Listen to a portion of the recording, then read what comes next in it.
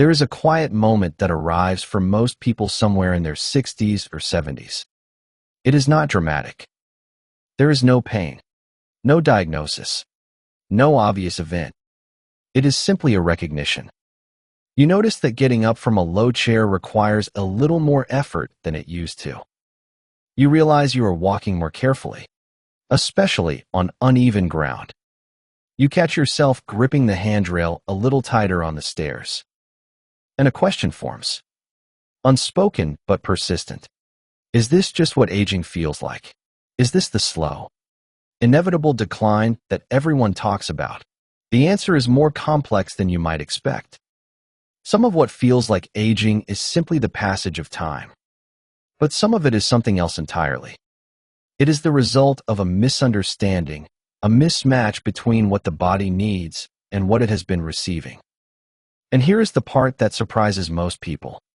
The body remains capable of responding, of adapting, of renewing itself, long after the conventional timeline says it should. The changes that seem permanent are often not permanent at all. They are signals. And once you learn to read those signals, the entire trajectory of the later years can shift.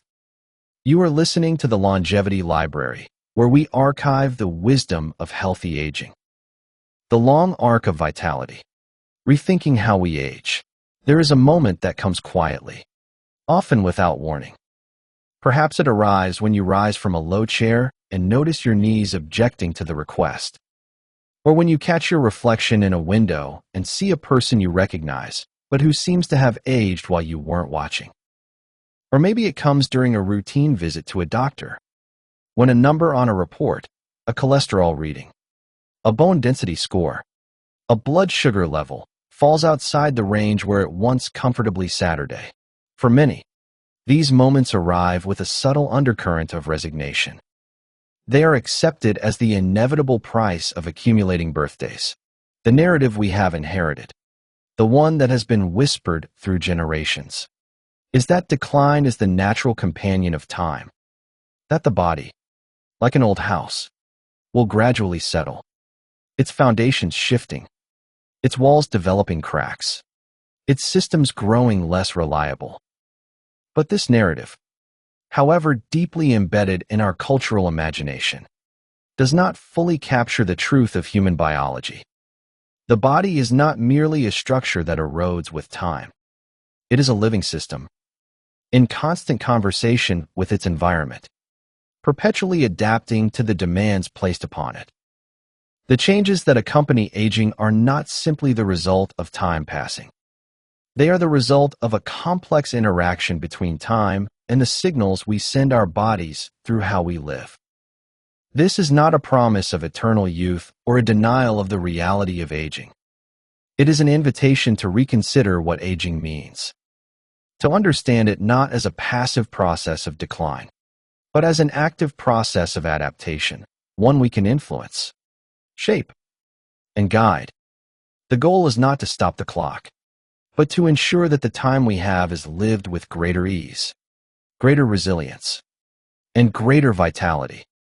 What follows is an exploration of that process, an examination of the biological systems that change as we age, the factors that accelerate or slow those changes, and the practical, grounded strategies that research suggests may support a longer, healthier life. It is written not as a prescription, but as an invitation to think differently about the decades ahead. Part 1. The architecture of living tissue. To understand how we might age well, we must first understand what is actually happening inside the body. And to do that, we must set aside one of the most persistent and misleading metaphors in all of medicine: the idea that the body is a machine. A machine is built. It is assembled from parts, each with a specific function. When a part wears out, it can be replaced. But a machine does not repair itself. It does not adapt to its environment. It does not grow stronger when challenged or weaker when neglected. The body is not a machine. It is a garden. This distinction matters more than it might first appear. A garden is not static. It is a living system, constantly changing with the seasons, responding to sunlight and rain, to the quality of the soil, to the presence of nutrients or toxins. A garden can flourish or fade, but it is never finished. It is always in the process of becoming. So it is with the body. Every tissue, every organ, every system is engaged in a continuous process of renewal. Skin cells are shed and replaced. The lining of the stomach regenerates every few days. Red blood cells live for about 4 months before being broken down and rebuilt. Even the skeleton, which seems so permanent, so structural, is in a constant state of flux. At any given moment, a significant portion of your bone tissue is actively being remodeled. Specialized cells called osteoclasts are gently removing old bone, targeting areas that have developed microscopic cracks or have simply reached the end of their useful life. Behind them, other cells called osteoblasts are laying down fresh new bone, filling in the spaces with a precise mixture of collagen and minerals. This is not a rare event. It is happening constantly, throughout your entire skeleton. This process of remodeling is the body's way of keeping its architecture strong and resilient. It is why a young person can fall and rarely break a bone, not because their bones are harder, but because they are more flexible, able to absorb impact because the balance of old and new tissue is tilted toward renewal. It is also why an older person might fracture a hip in a fall that would have caused only a bruise decades earlier. Over time, if the conditions are not right, the balance can shift. The demolition crew can begin to outpace the construction crew. The garden can begin to thin. But here is the critical point. This shift is not inevitable. It is not simply a function of time. It is a function of the signals the body receives. The osteoblasts and osteoclasts do not work randomly. They respond to information. When you walk, when you lift, when you move against gravity, you are sending a signal. Weight-bearing structure is needed here. The osteoblasts respond by reinforcing the areas under stress. When you are sedentary for long periods, the signal changes. This bone is not being used. The osteoclasts respond by clearing it away, recycling the materials for other purposes. This is the body's intelligence at work. It is not wasteful. It does not maintain what is not needed. But this intelligence can work against us if we do not provide the right input. The garden will grow whatever is planted. If we plant inactivity, we will harvest weakness. If we plant movement, we will harvest strength. The same principle applies across all the body's systems. Muscle tissue responds to load by growing stronger. The cardiovascular system responds to exertion by becoming more efficient. The brain responds to challenge by forming new connections. The body is not a machine that wears out with use. It is a garden that flourishes with the right kind of attention. This understanding forms the foundation of everything that follows. The strategies for aging well are not about fighting against nature. They are about working with the body's own design, providing the conditions that allow its natural processes of renewal to continue operating effectively. They are about tending the garden. Part 2. The stories numbers tell. Before exploring the strategies themselves, it is helpful to understand how we measure the changes that occur with age. Medicine relies heavily on numbers, blood pressure readings, cholesterol levels, bone density scores, and these numbers carry significant weight in how we perceive our health. But numbers are not the whole story. They are snapshots, not the full film. Understanding what they actually mean can help us respond to them with wisdom rather than fear. Consider bone density, measured through a scan that produces what is called a T-score. This number compares your bone density to that of a healthy young adult. A score of -1 or higher is considered normal. Between -1 and -2.5, the diagnosis is osteopenia, a term that simply means lower than average density. Below -2.5, The diagnosis becomes osteoporosis. These are useful categories for researchers and clinicians. They help identify people who may be at higher risk of fracture, but they can also create unnecessary anxiety. A diagnosis of osteopenia is not a prediction of inevitable fracture. It is information. It tells you that your bone remodeling balance has shifted, and that paying attention to the factors that support bone health is now more important than ever.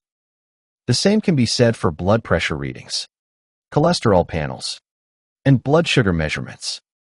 These numbers provide clues about underlying processes. Elevated blood sugar suggests that the body's ability to manage glucose may be under strain. High blood pressure indicates that the cardiovascular system is working harder than it ideally should. But these are not fixed destinies. They are feedback. They are the body's way of telling you that something in the environment, diet, activity level, stress, sleep, may need attention.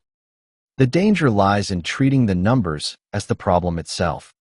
When the goal becomes simply to lower a number through medication, without addressing the underlying conditions that produced it, we may miss the deeper opportunity. The number is not the disease. It is a symptom of a system out of balance. Restoring balance requires looking beyond the number to the patterns of living that shape it. This is not to suggest that medical treatments are without value. They have an important place, particularly when risks become acute. But they work best when they are part of a broader approach, one that includes the foundational elements of healthy aging: movement, nutrition, rest, and connection. Part 3. The language of movement. Of all the strategies available for supporting healthy aging, movement is perhaps the most powerful and the most underappreciated. It is also the most misunderstood. Many people, upon hearing that they should exercise, imagine something unpleasant. They picture crowded gyms, complicated equipment, or exhausting routines that leave them sore and discouraged. They may feel that they are too old to start, or that their current limitations make meaningful movement impossible. These are understandable concerns, but they are based on a narrow view of what movement can be. Movement, in the context of healthy aging, is not about performance. It is not about burning calories or building visible muscle or achieving any external standard. It is about sending signals. Every time you move, you are communicating with your body. You are telling it what matters. You are instructing it on where to allocate resources, what structures to maintain, what systems to keep online. This signaling happens at every level of biology. When you bear weight through your legs, you are telling your bones to remain dense. When you contract a muscle against resistance, you are telling it to retain its fibers. When you raise your heart rate through sustained activity, you are telling your cardiovascular system to keep its vessels flexible and responsive. When you challenge your balance, you are telling your nervous system to maintain the complex coordination that keeps you upright. These signals are not optional. The body receives them constantly, whether you intend to send them or not. If you spend most of your day seated, the signal you are sending is that strong legs are not needed. If you rarely raise your arms above your shoulders, the signal is that shoulder mobility is not a priority. If you never challenge your balance, the signal is that the intricate systems of proprioception and coordination can be allowed to fade. The body, in its efficient way, responds to these signals by withdrawing resources from systems that appear unused. Muscle tissue is energetically expensive to maintain. If you do not use it, the body will eventually recycle it. Bone is also costly. If you do not load it, the body will resorb it. This is not a design flaw. It is a feature of an organism optimized for efficiency. But it means that the choice to be sedentary is not a neutral choice. It is an active choice to send signals of decline. The good news is that the opposite is also true. Even modest increases in movement can send powerful signals of renewal. and the body remains responsive to these signals at any age. Research consistently shows that people in their 70s, 80s, and beyond can increase muscle strength, improve bone density, and enhance balance through appropriate movement programs. The capacity for adaptation does not disappear. It only requires the right stimulus. What does this look like in practice? It is simpler than many imagine.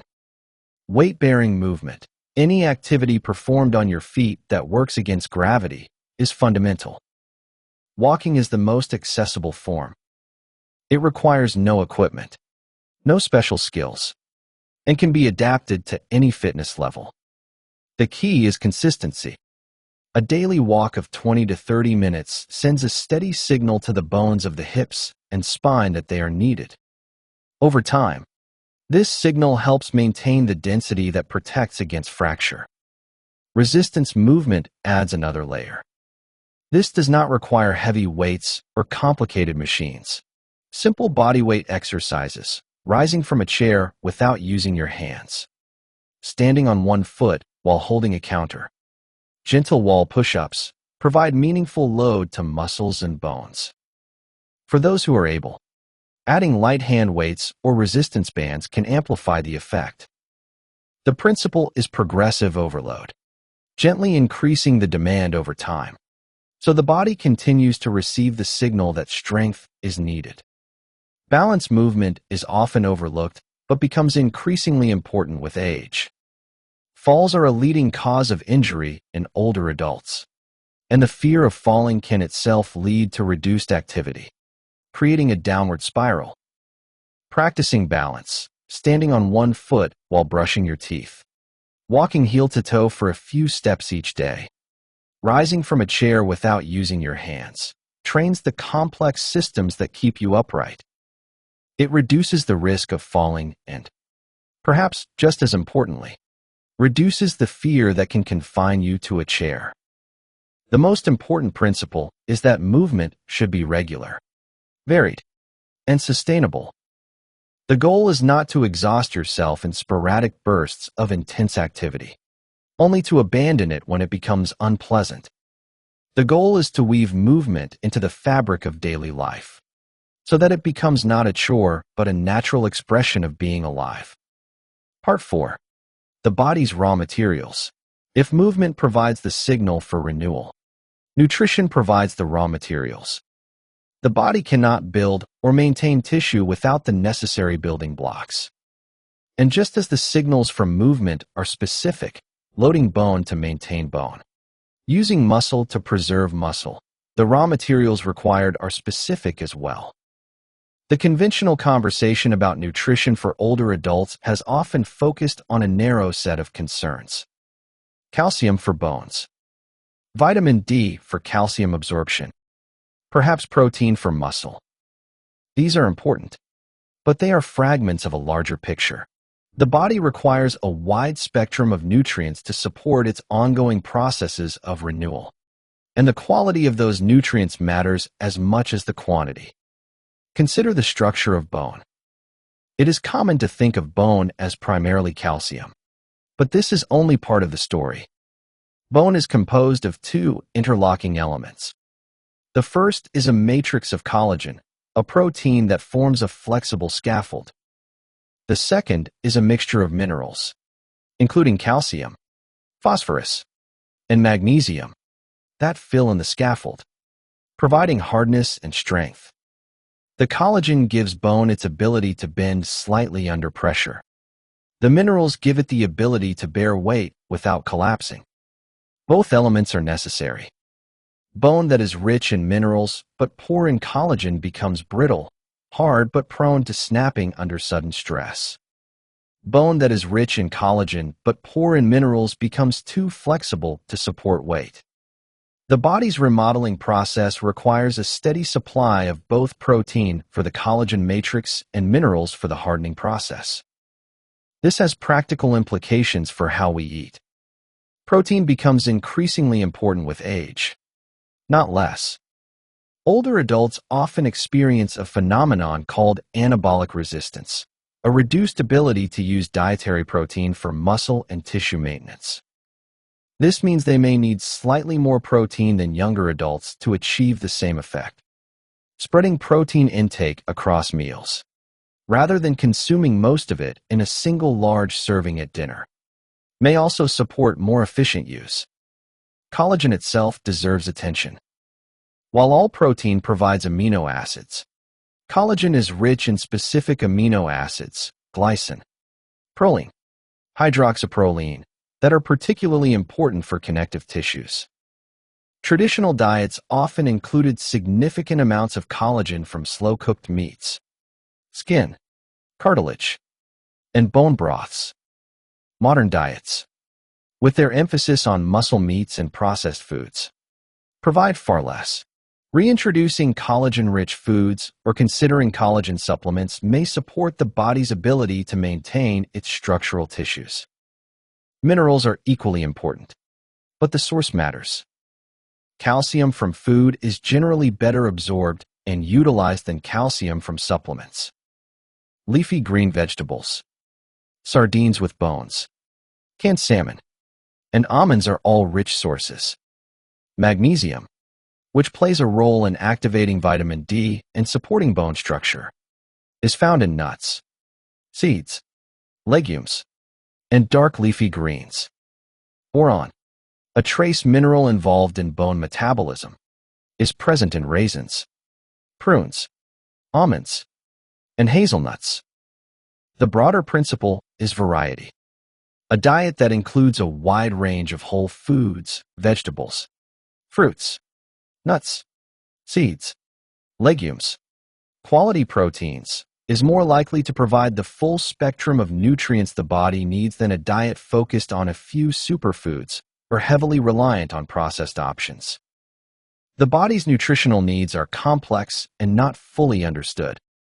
The safest approach is to eat in a way that mimics the diversity of traditional diets, rather than chasing isolated nutrients. There is also growing recognition of what might be called anti-nutrients, substances that interfere with the body's ability to use the nutrients it receives. Excess sugar, for example, may promote inflammation and interfere with collagen function. Highly processed foods often displace more nutritious options without providing comparable benefits. Soft drinks, with their high levels of phosphoric acid, may disrupt the body's calcium balance.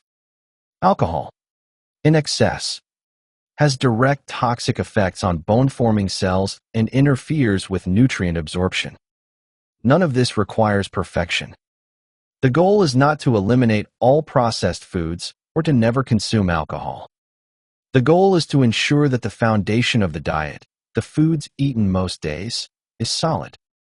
The occasional treat or indulgence does not undermine the overall pattern. It is the pattern that matters. Part 5.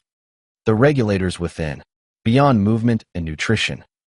There are deeper layers of biology that influence how we age. These are the regulatory systems, hormonal, circadian, inflammatory, that coordinate the body's countless processes. They are less visible than muscles or bones, but they are equally important. Hormones act as chemical messengers, carrying information between tissues and organs. They influence how cells use energy, how tissues repair themselves, and how the body responds to stress. As we age, hormone levels naturally change. For women, the decline in estrogen during menopause is dramatic and has profound effects on bone, as estrogen normally inhibits the cells that break down bone tissue. For men, the decline in testosterone is more gradual but can also affect muscle mass, bone density, and overall vitality. These changes are natural, but they are not isolated. They interact with other aspects of aging. Chronic stress, for example, elevates cortisol, a hormone that, when persistently high, can suppress bone formation and accelerate tissue breakdown. Poor sleep disrupts the nightly release of growth hormone, which plays a role in repair and regeneration. Inflammation, which tends to increase with age, can interfere with hormone signaling and promote tissue degradation. This interconnectedness means that supporting healthy hormone function is not simply about replacement therapy. It is about creating the conditions that allow the endocrine system to function optimally. This includes managing stress, prioritizing sleep, maintaining a healthy weight, and staying physically active. For some, hormone therapy may be appropriate, but it works best when these foundational elements are also in place. The circadian system, the body's internal clock, is another critical regulator. It governs the daily rhythms of sleep and wakefulness, hormone release, body temperature, and countless other processes. When this system is disrupted by irregular sleep schedules, exposure to light at night, or shift work, the effects ripple through the entire body.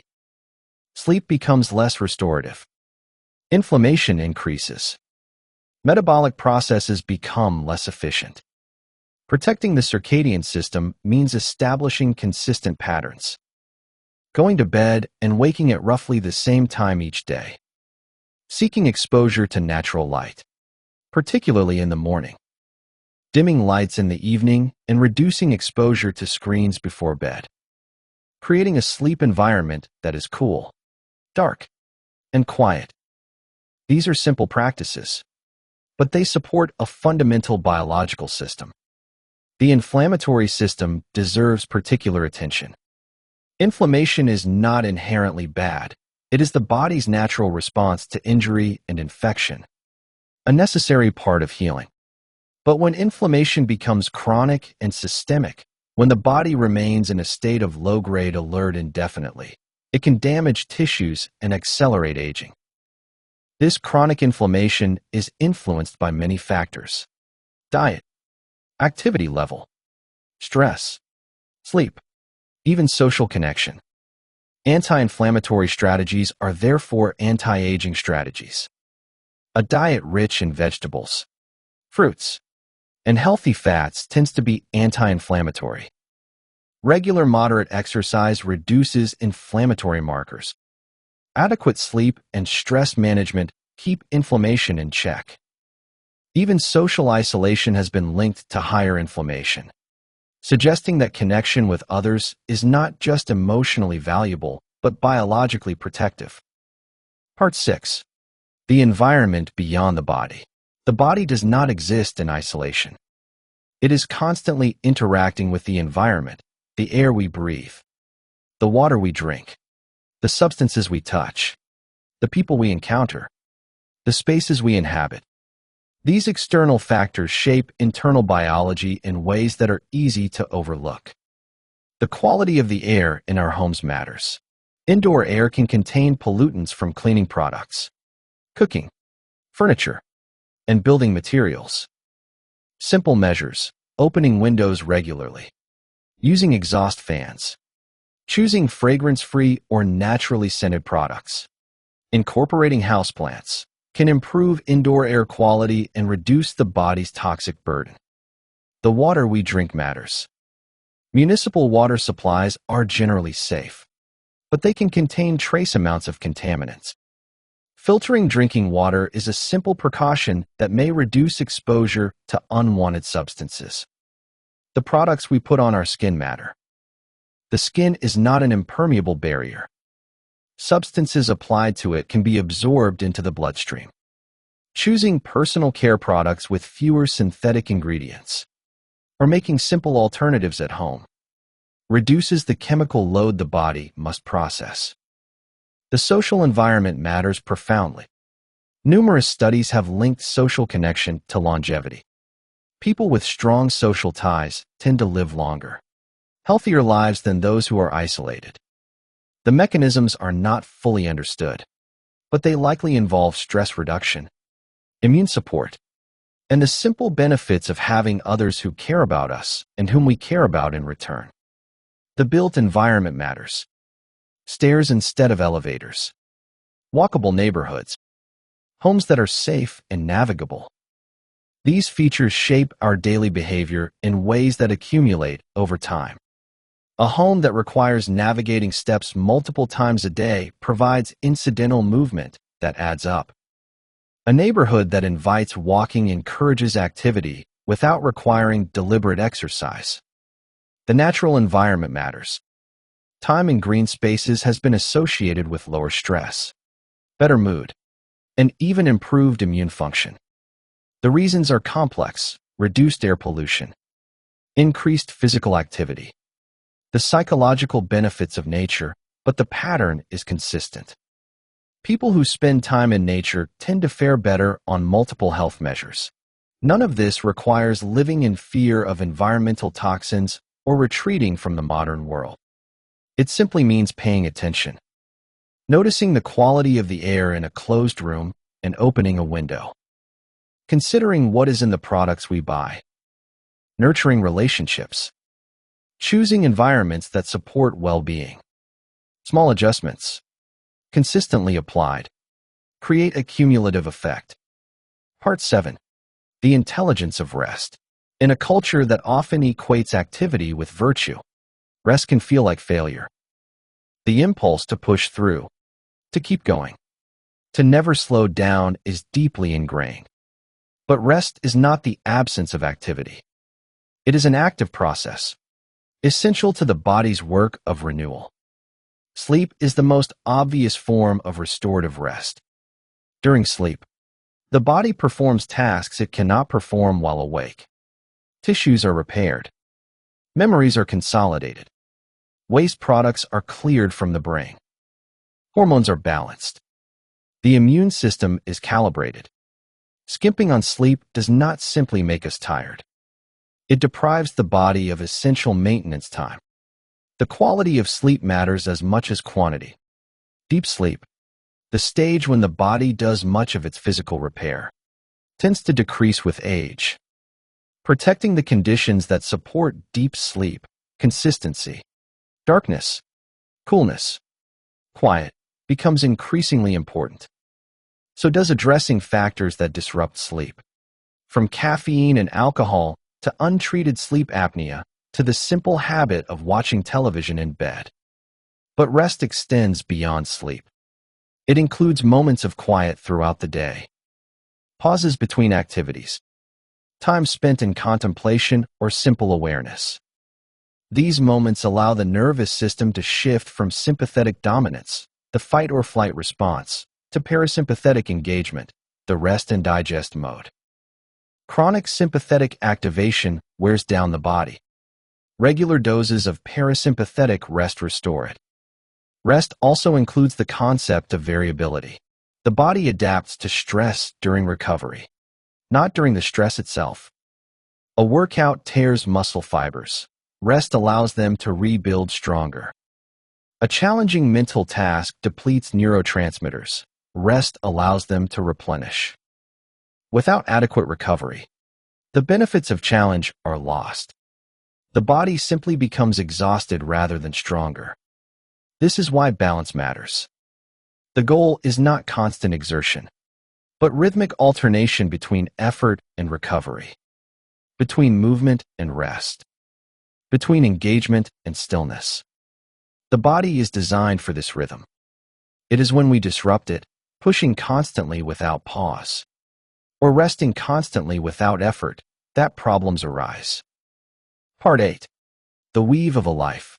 The preceding sections have explored individual elements of healthy aging: movement, nutrition, hormones, environment, rest. But these elements do not operate in isolation. They are threads in a weave. The strength of the fabric depends on how they are combined. A person who exercises diligently but eats poorly may undermine much of the benefit of their activity. A person who eats well but sleeps poorly may not fully access the nutrients they consume. A person who manages stress effectively but lives in isolation may lack the social connections that buffer against decline. The whole is greater than the sum of the parts. The interactions matter. This is both a challenge and an opportunity. The challenge is that no single intervention is a magic bullet. There is no supplement, no exercise, no diet that can compensate for fundamental imbalances in other areas. The opportunity is that small improvements in multiple areas can compound. A modest improvement in sleep, combined with a modest improvement in nutrition, combined with a modest increase in activity, can produce effects greater than any of them alone. This is also why the concept of anti-aging is ultimately misleading. Aging is not a disease to be cured. It is a process to be navigated. The goal is not to stop time, but to ensure that the time we have is lived with as much vitality, as much ease, as much engagement as possible. This means accepting certain realities. Skin will wrinkle, hair will gray, some capacities will diminish, while actively supporting the capacities that matter most. The ability to move freely, to think clearly, to connect deeply, to find meaning and pleasure in each day. There is a humility required in this approach. It acknowledges that we cannot control everything. Genetics play a role. Luck plays a role. The unexpected happens. But it also insists that we are not passive recipients of aging. The choices we make, the habits we cultivate, the environments we create, these shape the trajectory. They influence whether the later decades are experienced as a time of contraction or a time of continued growth. Part 9. Practical patterns for daily life. Translating these principles into daily life does not require a complete overhaul. It requires small, consistent adjustments that gradually become habitual. The following patterns are not prescriptions. They are examples of how the principles might be expressed in ordinary living. Consider movement. A daily walk provides the weight-bearing stimulus that bones need. Adding a few minutes of standing on one foot while waiting for tea to boil challenges balance. Rising from a chair several times without using hands builds leg strength. Carrying groceries provides resistance. Gardening involves squatting, reaching, lifting. None of these require a gym membership. They are movements woven into the texture of life. Consider nutrition. A breakfast that includes eggs or yogurt provides protein. A lunch built around vegetables and beans provides minerals and fiber. A dinner that includes fish or poultry provides additional protein, with collagen-rich cuts or bone-in preparations when possible. Snacks of nuts or fruit provide variety. Water is the primary beverage. Treats are enjoyed without guilt but not relied upon for sustenance. Consider rest. Bedtime and wake time are roughly consistent. Even on weekends, the bedroom is dark and cool. Screens are dimmed or avoided in the hour before sleep. During the day, brief pauses are taken, a few minutes of quiet after lunch, a moment of awareness while looking out a window, a conscious breath before answering the phone. These small rests accumulate. Consider connection. Phone calls are made to friends and family, not just texts exchanged. Meals are shared when possible.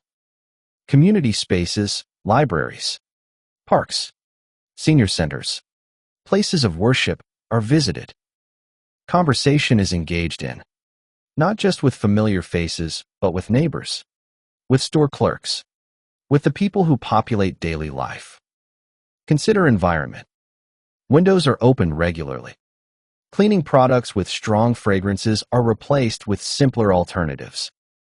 Water is filtered. Time is spent outdoors, in sunlight when possible, in the presence of trees and sky. None of these practices are dramatic. None promise transformation overnight, but they are sustainable. They are things that can be done today, and tomorrow, and the day after that. Over weeks and months and years, they shape the body and mind in ways that are profound. Part 10. The long view. There is a tendency in modern culture to seek quick results, to want a solution that works in 30 days, a program that delivers visible change by next month. This impulse is understandable, but it is at odds with the nature of aging. Aging happens over decades. The changes that matter most accumulate slowly. The habits that support vitality are those that can be maintained for a lifetime, not just for a season. Taking the long view changes how we approach these practices. It removes the pressure to be perfect. A missed walk is not a failure. It is simply a day when walking did not happen. The next day offers another opportunity. A meal that is less nutritious than ideal is not a disaster. It is one meal among thousands.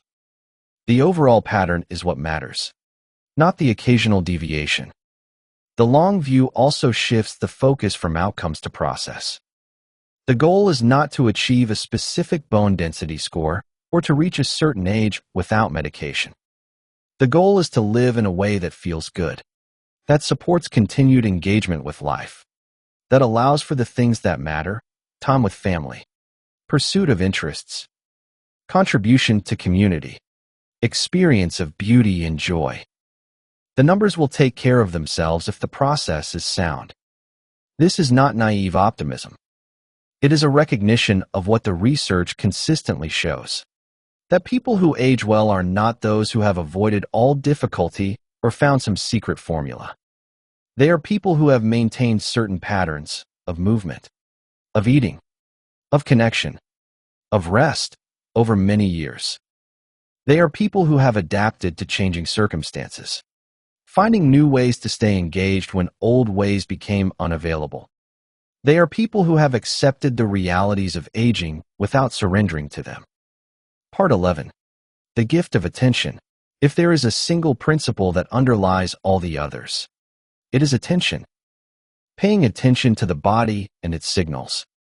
Paying attention to the environment and its influences. Paying attention to the patterns of daily life and their cumulative effects. The body communicates constantly.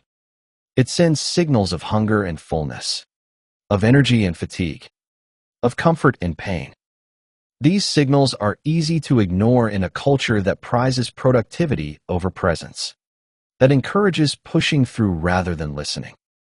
But ignoring them does not make them disappear. It simply ensures that small problems can grow into larger ones before they are addressed. Paying attention means noticing when something feels off and taking it seriously. It means recognizing that persistent fatigue, unexplained weight change, or new pain deserves investigation. It means being willing to adjust habits when they are not serving well, rather than clinging to them out of habit. Paying attention also means noticing what feels good. What movements bring ease rather than strain? What foods leave you feeling energized rather than sluggish? What activities create a sense of engagement and flow? These are clues. They point toward the patterns that support well-being. Following them is not self-indulgence. It is wisdom. In a world that constantly pulls attention outward, toward screens, toward news, toward the concerns of others, deliberately turning attention inward can feel unfamiliar. But it is a skill that can be cultivated. A few minutes of quiet each day, spent simply noticing the breath, the sensations in the body, the quality of the present moment, strengthens the capacity for attention. It creates a space in which the body's signals can be heard. Part 12. A different kind of hope. We began with the moment of recognition, the first time we noticed that the body is not what it once was. That moment can be unsettling. It can feel like the beginning of an inevitable decline. But it can also be something else. An invitation to learn, to understand the body's processes more deeply, to discover what supports them and what undermines them. An invitation to act, to make adjustments, large and small, that shape the trajectory of the years ahead.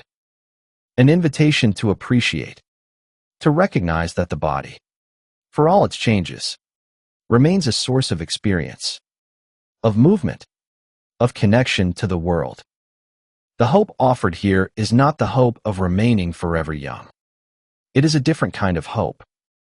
It is the hope that the later decades can be lived with vitality and purpose, that the body can continue to support the life we want to live. That decline is not the whole story. That renewal remains possible, that the garden can still flourish with the right care. This hope is grounded in evidence. Research on aging consistently shows that lifestyle factors matter. That people who move regularly, eat well, stay connected, and manage stress tend to fare better on multiple measures of health and well-being. That these effects are not trivial. They are substantial enough to meaningfully influence the experience of aging. But this hope is also grounded in something deeper. The recognition that life is not a problem to be solved, but a process to be lived. The goal is not to eliminate all difficulty or to achieve some perfect state of health. The goal is to show up for each day with as much presence, as much vitality, as much engagement as possible. To tend the garden not because we expect it to remain forever unchanged, but because tending it is its own reward. The years ahead are not predetermined. They will be shaped by countless factors, some within our control and many beyond it. But the choices we make, the habits we cultivate, the attention we bring, these matter. They are the threads we weave into the fabric of our lives. And the weaving, in the end, is what we have. The body, in its quiet wisdom, will continue its work of remodeling, of adapting, of responding to the signals we send. It will do its best with what it is given. Our task is to give it what it needs. Not out of fear of what might happen if we fail, but out of respect for what it makes possible when we succeed. Out of gratitude for the decades already lived. Out of hope for the years still to come. If there is a single idea to carry forward from this exploration, it is this. The body is not a machine that wears out with time, but a garden that responds to the quality of attention it receives. The years ahead are not a fixed destination. They are shaped, day by day, by the signals we send through how we move, what we eat, how we rest, and how we connect with the world around us. The changes that once seemed inevitable may be more negotiable than we imagine. If this conversation has sparked a thought, a question, or a new way of seeing your own path, we would welcome hearing about it in the comments. And if the idea of a library filled with this kind of wisdom appeals to you, we invite you to explore other recordings here and to subscribe, so that new editions find their way to you. This is the Longevity Library. Listen, learn, and live longer.